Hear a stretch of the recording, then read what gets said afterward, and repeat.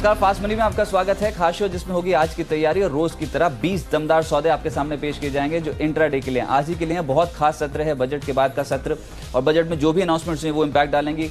Weekend पे results बहुत ज़्यादा आए हैं, उस पर कहीं ना कहीं इम्पैक्ट डालेगा। और कुछ ऐसी कंपनियां जहां पर आज रिजल्ट्स आने वाले हैं उनसे भी एक्सपेक्टेशन बहुत स्ट्रॉन्ग है। तो ट्रिगर्स तो एक तो रिजल्ट्स और दूसरा बजट। ऐसे में ग्लोबल क्यूज कितने मायने रखेंगे ये बताएं आप। काफ़ी मायने रखेंगे क्योंकि बजट ऑलरेडी फ्राइडे को हो चुका है और आप देखिए 1 बजे तक अनाउंसमेंट्स आ गए थे, तो बाजार को बजट पचाने के लिए 2.5 घंटे के आसपास का समय था। हालांकि कुछ फाइन प्रिंट्स हैं जिसके ऊपर बाजार आज रिएक्ट करता हुआ दिखेगा, लेकिन फिर भी काफ़ी ऐसा डिटेल्ड रिएक्शन है जो कि मार्केट्स में ऑलरेडी देखने को मिल चुका है रिजल्ट्स के बाद का। वैसे भी फुल फ्लेज बजट नहीं था रजत, तो उस लिहाज से देखा जाए तो ज़्यादा इंपॉर्टेंट नहीं माना जाना चाहिए। लेकिन हाँ, रियल एस्टेट एक पैक जरूर है जिस पे आपको नज़र रखनी चाहिए क्योंकि वहाँ पे अनाउंसमेंट काफ़ी स्ट्रॉन्ग थे। ग्लोबल क्यूज़ की जहाँ तक बात है तो मिले जुले हैं। आज आप देखिए चाइना के मार्केट बंद हैं, निक्केई खुला है तो वहाँ पे आधे % के गेंस हैं। हैंगसेंग 1/4% नीचे है, लेकिन एग्जैक्ट निफ्टी देखिए 10,900 के आसपास कारोबार कर रहा है। हल्की कमजोरी यहाँ पे देखने को मिलेगी क्योंकि यूएस के मार्केट फ्राइडे को मिले जुले बंद हुए थे। डाउ जरूर आपको हरे निशान में बंद होता हुआ नजर आया, लेकिन ऊपरी स्तरों से मार्केट्स हल्के उठते हुए होकर बंद हुए थे। और ज़्यादा इम्पैक्ट जो है यूएस के मार्केट्स में वो अर्निंग्स का ही देखने को मिल रहा था। अमेजॉन के नंबर्स आए थे, नंबर्स अच्छे थे लेकिन गाइडेंस खराब था, तो उससे नैस्डैक तो गिरा ही, डाउ जोन्स भी ऊपरी स्तरों से हल्का होकर बंद हुआ। और जॉब्स रिपोर्ट भी थी, रोजगार के आंकड़े आए थे। हालांकि जो नौकरियां हैं उसका आंकड़े बहुत शानदार आए हैं।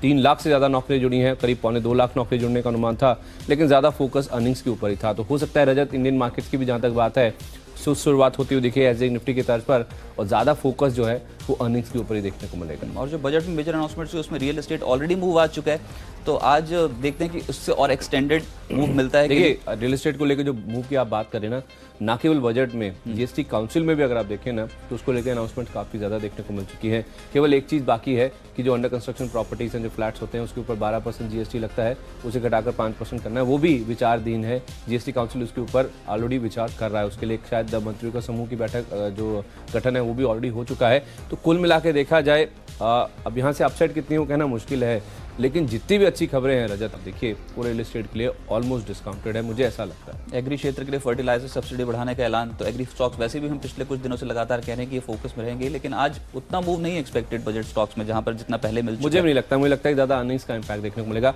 कुछ एक सेक्टर जरूर हैं, कुछ चुनिंदा ऐसे रियल एस्टेट प्लेस जहाँ पे अभी तक रिएक्शन नहीं आया है, हो सकता है वो रिएक्ट करते हैं। अच्छा, लेकिन एग्री क्षेत्र से एक कंपनी एनएफएल, इसने नतीजे दिए हैं। एक तो सब्सिडी का ऐलान ये तो हो ही चुका है, ज्यादा एलोकेशन फर्टिलाइजर सब्सिडी बढ़ाई है, और दूसरा एनएफएल के जो नतीजे हैं वो बड़े दमदार हैं और इसका असर हो सकता है कि आज स्टॉक प्राइस पे देखने को मिले। 37 का लक्ष्य में फिर तो दमदार हो जाएगा क्योंकि 34.2 ये बजट में अनाउंसमेंट्स हुए हैं जो एग्री को लेके, इनका फर्टिलाइजर का आवंटन बढ़ा है, सब्सिडी का योगदान बढ़ा है सरकार की ओर से, और उसके साथ साथ आप इससे स्ट्रॉन्ग नंबर्स कह रहे हैं तो मुनाफा 100% बढ़ गया, दोगुना हो गया। 104 करोड़ की फिगर कंपनी ने रिपोर्ट की। आय में भी 33% का इजाफा देखने को मिला और कामकाजी मुनाफा 92% बढ़ा है एनएफएल का।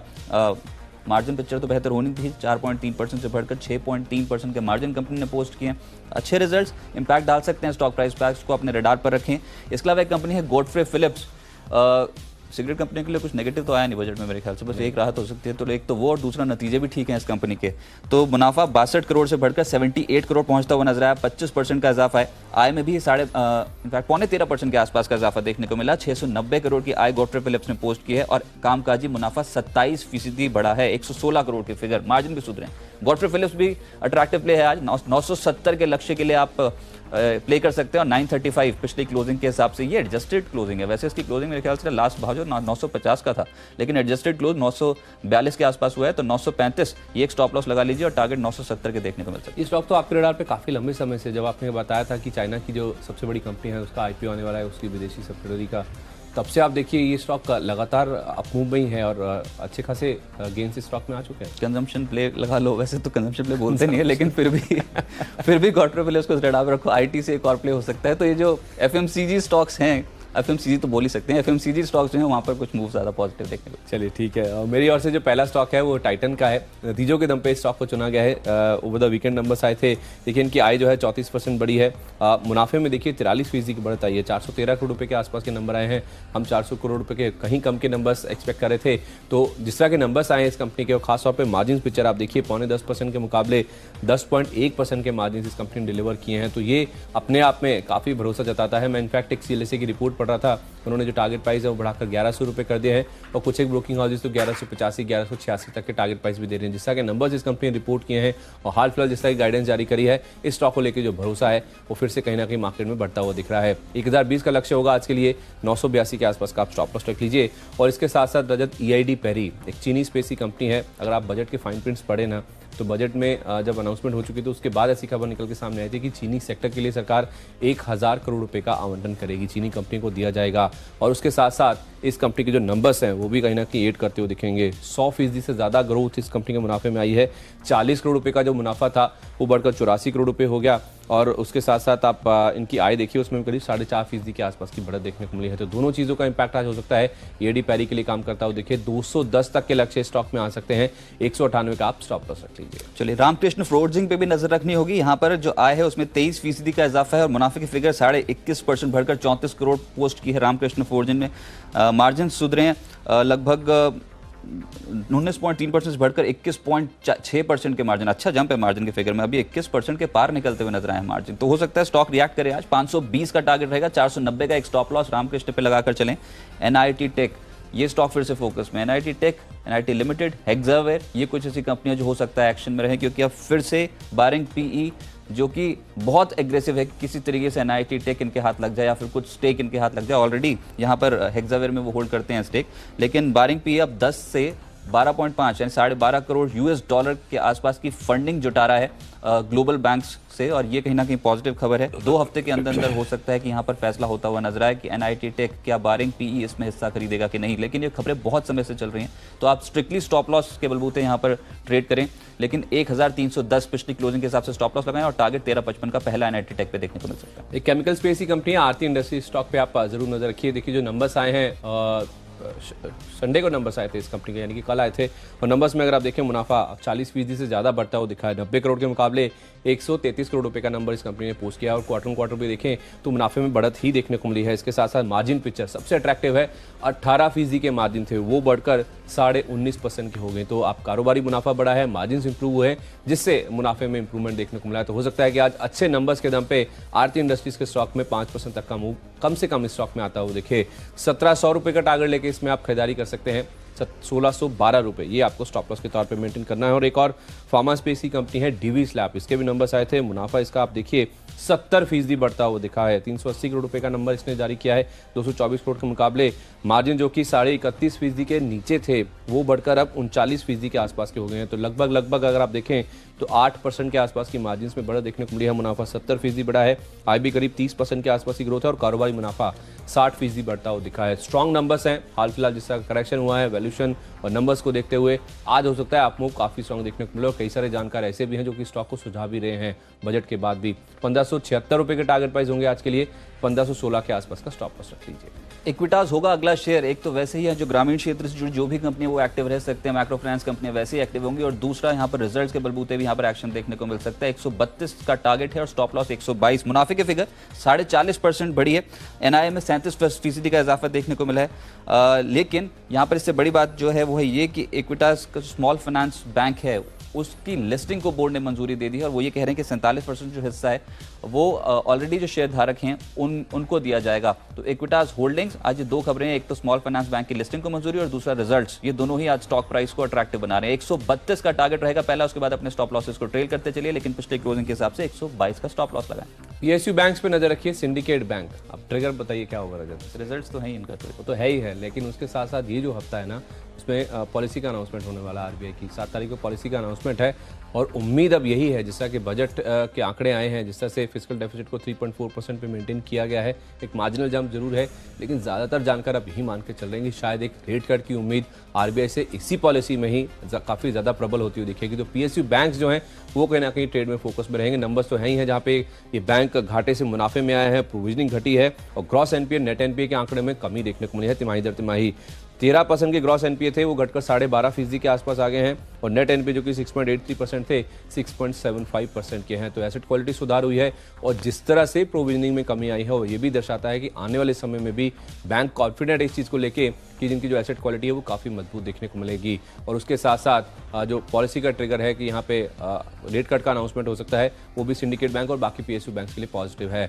39 का टारगेट होगा आज के लिए 36.90 रुपये, ये आपको स्टॉप लॉस के तौर पे मेंटेन करना है। चलिए फटाफट से रिकैप देख लेते हैं। एनएफएल ये पहला ट्रेड है और ये रिजल्ट्स का इंपैक्ट हो सकता है कि इसमें आज पॉजिटिव प्ले हो। 37 का लक्ष्य रहेगा, 34.20 का लगा लीजिए एक स्टॉप लॉस। गोल्डफ्रे फिलिप्स के भी नतीजे आए हैं, 970 का अगला टारगेट है, 935 का लगा लीजिए एक स्टॉप लॉस। रामकृष्ण फोर्जिंग 520 के लक्ष्य के लिए खरीदारी करें, 490 के स्टॉप लॉस के साथ आगे बढ़ सकते हैं। और एनआईटी टेक बारिंग पी जो है ये फिर से इनमें हिस्सा खरीदने की दौड़ में इस समय सबसे प्रबल दावेदार है और 2 हफ्ते के अंदर हो सकता है कि कुछ फैसला हो। फंडिंग जुटाने के लिए भी इन्होंने ग्लोबल बैंक्स के साथ अब बातचीत शुरू कर दी है। 10 से $12.5 करोड़ US की फंडिंग एनआईटी टेक के लिए बारिंग पी जो है वो जुटा रहा है। 1355 के टारगेट के लिए एनआईटी टेक को पोर्टफोलियो में शामिल करें। और इक्विटास नतीजे बेहतर, और दूसरा इक्विटास स्मॉल फाइनेंस बैंक की लिस्टिंग को मंजूरी, ये दोनों ही ट्रिगर्स पॉजिटिव हैं। 132 का टारगेट, 122 का स्टॉप लॉस। मैंने आपको 5 ट्रेड खरीदारी की और सारे नतीजों के दम पे बताए हैं। टाइटन के नंबर अच्छे हैं, खासतौर पे मार्जिन 10% आए हैं। ब्रोकिंग हाउसेस ने लक्ष्य बढ़ा दिए हैं, 1020 का टारगेट लेकर खरीदारी करें।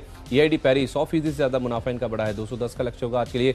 आरती इंडस्ट्रीज के मुनाफे में अच्छी ग्रोथ आई है, 1700 रुपए का टारगेट लेकर खरीदारी करें। 70% मुनाफा बढ़ा है डीवी स्लैब का, आज हो सकता है 1576 तक की चाल आती हुई दिखे। और सिंडिकेट बैंक तो घाटे से मुनाफे में आए और एसेट क्वालिटी भी सुधार हुआ है उसमें भी। 39 का टारगेट होगा आज के लिए, 36.90 का आप स्टॉप लॉस रख लीजिए। पहले आपको 10 ट्रेड्स बताए और इसी सूची को आगे बढ़ाते हैं। उसमें अगला स्टॉक होगा वो एनआईटी लिमिटेड का ही होगा, क्योंकि मैं ऑलरेडी खबर बता चुका हूं कि बारिंग पी जो है वो एनआईटी टेक में हिस्सा खरीदने की दौड़ में आगे है और उन्हें ग्लोबल बैंक से 10 से $12.5 करोड़ की US फंडिंग डॉलर की फंडिंग के लिए वो अब करार भी कर सकते हैं। 2 हफ्ते के अंदर अंदर फैसला हो सकता है। इम्पैक्ट एनआईटी लिमिटेड भी देखने को मिलेगा, वो इसलिए क्योंकि पेरेंट कंपनी एनआईटी टेक की, तो यहाँ पर इम्पैक्ट पड़ सकता है। 90 के टारगेट के लिए से खरीदें, 85 का लगा लीजिए एक स्टॉप लॉस।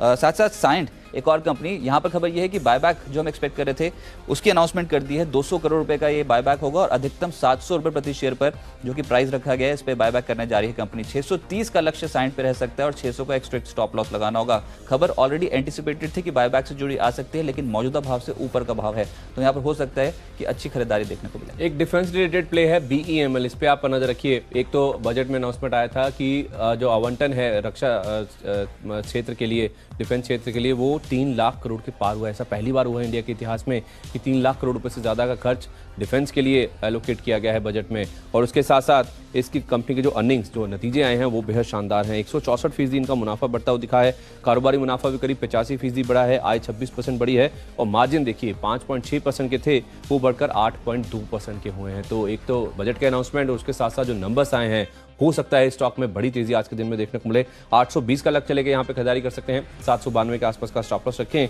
और एक छोटा स्टॉक है HG इंफ्रा स्पेस की कंपनी, जहाँ पे आप नजर रख के चले। देखिए इनकी जो आय है वो 71% बढ़ी है, लेकिन मुनाफा देखिए 84% बढ़ा है।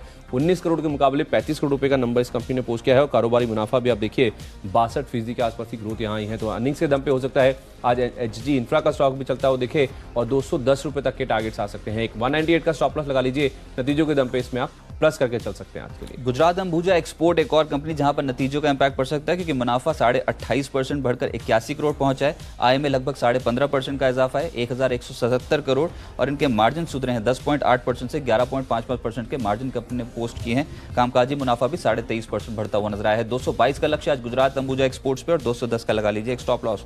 MOIL यहाँ पर अच्छे नतीजे को इंपैक्ट पड़ सकता है, 15.5% मुनाफे की फिगर बढ़ी है, 120 करोड़, आय 333 करोड़ है, यहाँ पर भी इजाफा देखने को मिला है और 26% इनका EBITDA बढ़ता हुआ नजर आया है। तो यहाँ पर एक्शन रहेगा तो 167 से 168 तक के टारगेट्स एक्सपेक्ट कर सकते हैं आप। 159 ये आज के दिन का एक स्टॉप लॉस MOIL पे लगाना होगा। एक केमिकल स्पेस की कंपनी है दीपक नाइट्राइट, इस स्टॉक पे नजर रखिए। अर्निंग्स का इंपैक्ट आज हो सकता है पॉजिटिव साइड पे रहे। शुक्रवार को भी आप देखिए स्टॉक की जो क्लोजिंग है पॉजिटिव साइड पे देखने को मिली थी। मुनाफा आप देखिए 60% बढ़ा है, आय 22% के आसपास बढ़ती हुई दिखी है, कारोबारी मुनाफा 25% बढ़ा है और मार्जिन में भी करीब आधे % के आसपास का सुधार हुआ है। तो अच्छे नंबर्स के दम पे हो सकता है कि आज स्टॉक में तेजी रहे और वैसे भी केमिकल स्टॉक्स में तेजी का रुझान वैसे भी रह सकता है। 224 के आसपास का आप स्टॉप लॉस लगा लीजिए, 228 की क्लोजिंग है, 240 तक के जो टारगेट्स हैं हैं वो on the higher side numbers के दम पे देखने को मिल सकते हैं। और एक ऑटो एंसिलरी प्ले है शांति गियर्स, इस स्टॉक पे आप जरूर नजर रखिए, नंबर्स के दम पे यहाँ पे तेजी रहेगी। लेकिन आप देखिए कई सारे ऐसे ऑटो एंसिलरी प्लेज हैं जो कि जो नंबर्स आए हैं जनवरी महीने के ऑटो बिक्री के, उसके बाद काफ़ी अच्छा एक्शन वहाँ पे बनता हुआ दिखा है। स्टॉक ने अभी तक पार्टिसिपेट नहीं किया है और आप इनके नंबर्स में देखिए जो मुनाफे का फिगर है उसमें करीब 43% की बढ़त आई है, आय 15% बढ़ी है और कारोबारी मुनाफा भी 4.5-5% के आसपास बढ़ता हुआ दिखा है। तो नंबर्स के दम पे और उसके साथ साथ जिस तरह से ऑटो एंसिलरी स्टॉक्स में हाल फिलहाल काफ़ी अच्छी तेजी बनी है, स्टॉक ने पार्टिसिपेट नहीं किया है, एक अपसाइड की गुंजाइश इस स्टॉक में भी बनती है। 130 का लक्ष्य लेके यहाँ खरीदारी कीजिए, 121 का आप स्टॉप लॉस रख लीजिए। चलिए, बजट से जुड़ा हुआ स्टॉक जो मैं बता रहा था यहाँ पर कि वो ज़रूर बताऊंगा, तो वो है असाही इंडिया ग्लास। देखिए यहाँ पर अभी तक कोई भी इम्पैक्ट नहीं पड़ा है स्टॉक पे, लेकिन फिर भी मैं आपको ये बता दूं कि हाउसिंग सेक्टर से इस कंपनी के लगभग 38% की कमाई है और इसके अलावा ऑटो से 42% की कमाई इस कंपनी को होती है। लेकिन हाउसिंग सेक्टर में जिस तरीके की अनाउंसमेंट हुई है उसका क्लियर कट एडवांटेज हो सकता है कि असाही इंडिया ग्लास आज के सत्र में उठाती हुई नजर आए। और ऊपर से नए प्रोडक्ट लॉन्चेस पे कंपनी का फोकस है। मैनेजमेंट लगातार बोल रही है कि new category, new variants products के ऑलरेडी लेकर आ रहे हैं, तो यहाँ पर इम्पैक्ट पड़ सकता है हाउसिंग सेक्टर पे जो भी घोषणाएं हुई और आम आदमी को जितनी राहत मिली है ऑटो सेक्टर के लिए जो पॉजिटिव, उसका असर भी असाही इंडिया पे देखने को मिलेगा। 268 ये पहला टारगेट होगा, उसके बाद अपने स्टॉप लॉसेस को ट्रेल करते चलें, लेकिन 252 ये पिछली क्लोजिंग के हिसाब से एक स्टॉप लॉस लगा सकते हैं। चलिए, मैंने भी आपको किया था कि बजट से रिलेटेड स्टॉक आपको, तो मेरी लिस्ट में जो स्टॉक है वो है मंगलम टिम्बर का। देखिए ये रियल एस्टेट के जितने भी अनाउंसमेंट्स हुए हैं ना, उसके बेसिस पे स्टॉक को चुना गया है।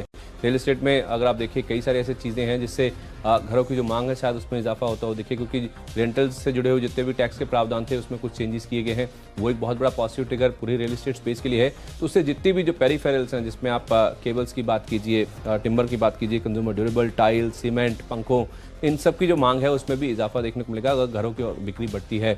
इसीलिए मैंने ये प्लाईवुड से जुड़ा हुआ, टिम्बर से जुड़ा हुआ शेयर मंगलम टिम्बर है, इसमें हाल फिलहाल ज़्यादा मूव नहीं देखने को मिला है, उसको आज आपके लिए चुना है। 18-20 का आप यहाँ पे स्टॉप लॉस रख लीजिए। रियल एस्टेट अगर चलता भी है या चाहे नहीं भी चलता है तो बाकी जो इंडस्ट्रीज है जिनकी मांग रियल एस्टेट सेक्टर से ही आती है उनमें हो सकता है कि आज बड़ा इजाफा देखने को मिले और वैसे भी स्टॉक ने अभी तक पार्टिसिपेट नहीं किया है। 20 रुपये 30 पैसे का आप यहाँ पे टारगेट रखिए, 18-20 का स्टॉप लॉस रख लीजिए। चलिए फटाफट से रिकैप देखते हैं। शुरुआत मैंने एनएफएल के साथ की है क्योंकि मुनाफे की फिगर दोगुनी हो गई है। 37 का टारगेट रहेगा, 34-20 का लगा लीजिए एक स्टॉप लॉस। गोडफ्रे फिलिप्स और साथ साथ रामकृष्ण फोर्जिंग दोनों पे नतीजों का इंपैक्ट पड़ सकता है, दोनों ही स्टॉक्स पे खरीदारी कर सकते हैं आप।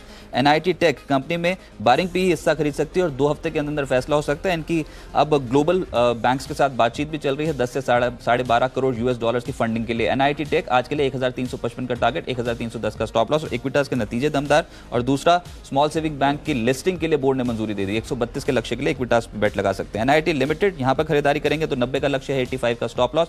साइंट में भी खरीदारी की जा सकती है 630 के टारगेट के लिए, 600 का स्टॉप लॉस। यहां पर बायबैक को मंजूरी दे दी है जो 700 रुपए प्रति शेयर के भाव पे आ रहा है। इसके अलावा गुजरात अंबुजा, एक्सपोर्ट, MOIL ये रिजल्ट्स का ट्रिगर है जो ड्राइव कर सकता है इन स्टॉक्स को। और बजट से जुड़ा हुआ स्टॉक है असाही इंडिया, क्योंकि रियल एस्टेट और ऑटो दोनों ही स्पेसेस से कंपनी के बहुत ज्यादा रेवेन्यूज कंट्रीब्यूट होते हैं। आज के लिए 268 से 270 का टारगेट। 9 स्टॉक मैंने नतीजों के दम पे और एक शेयर बजट के अनाउंसमेंट के दम पे चुना है। पहला शेयर टाइटन का है, नंबर्स अच्छे आए हैं, 1020 का लक्ष्य लेकर खरीदारी करें। EID पैरी, आरती इंडस्ट्रीज, डिविस लैब, इनके नंबर्स में मुनाफा काफी अच्छा ग्रो किया और इनके मार्जिन भी इंप्रूव हुए हैं। EID पैरी में 210 रुपए, आरती इंडस्ट्रीज में 27 रुपए का टारगेट, डिविस लैब में आज 1576 तक की चाल आती हुई दिख सकती है और सिंडिकेट बैंक ये तो घाटे से मुनाफे में आ गया है, एसेट क्वालिटी में भी सुधार हुआ है। 39 का टारगेट होगा, 3690 का आप यहाँ पे स्टॉप लॉस रखिए। इसके अलावा डिफेंस से जुड़ा हुआ शेयर BEML, 3 लाख करोड़ का रक्षा बजट तो आया ही है, उसके साथ साथ इसके नंबर्स भी काफी स्ट्रॉन्ग है, 820 का लक्ष्य होगा आज के लिए। इसके अलावा HG इंफ्रा, इसके नंबर्स भी स्ट्रॉन्ग है, 210 रुपए का टारगेट प्राइस होगा। दीपक नाइट्राइट और शांति गैस को भी अच्छे नतीजों के दम पे चुना गया। दीपक नाइट्राइट में 240 रुपए, शांति गैस में 130 रुपए का लक्ष्य होगा। और बजट के आधार पर मंगलम टिम्बर, जितने भी रियल एस्टेट के लिए अनाउंसमेंट्स हुए हैं वो टिम्बर, प्लाईवुड, स्पेसी कंपनीज के लिए काफी बड़ा पॉजिटिव ट्रिगर है। 20 रुपए 30 पैसे का टारगेट होगा आज के लिए, 18-20 का आप स्टॉप लॉस रखिए। चलिए, हम तो सिर्फ 20 ही स्टॉक्स बताते हैं, कुछ खबरें अगर छूट गई हो क्योंकि बहुत सारे रिजल्ट्स आए हैं यहाँ पर वीकेंड पे, तो वो अगले शो में देखिए आप। अनिल जी की स्ट्रैटेजी भी होगी, एक तो जानना बहुत जरूरी है कि बाजार में अब होगा क्या बजट के बाद, तो निफ्टी की स्ट्रैटेजी, निफ्टी बैंक की स्ट्रैटेजी एक छोटी